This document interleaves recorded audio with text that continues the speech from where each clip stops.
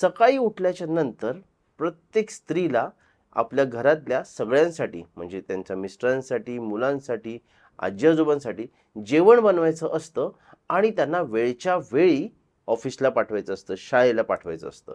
त्याचबरोबर काही स्त्रियांना तर स्वतःला सुद्धा ऑफिसला जायचं असतं. तसंच काही पुरुषांना वेळेवरती घरातून निघून कामावरती पोहोचण्यासाठी एक पर्टिक्युलर योग्य वेळेचीच ट्रेन पकडावी लागते किंवा बस पकडावी लागते किंवा आपल्याला स्वतःच्या गाडीने योग्य वेळेलाच ऑफिसला पोहोचावं लागतं. तर या योग्य वेळेला पोहोचण्यासाठी जी उलाढाल मनाची दिवसभर होत असते ना, त्यामुळे पित्त वाढतं. दररोज कामावरती जी लोकं बॉस आहेत, त्यांना त्यांच्या हाताखाली काम करणाऱ्या लोकांवरती चिडचिड करणं, हाताखाली काम करणाऱ्यांनी आपल्या बॉसवरती चिडचिड करणं, तर याच्यामुळे होणारा संताप, यामुळे सुद्धा पित्त वाढतं.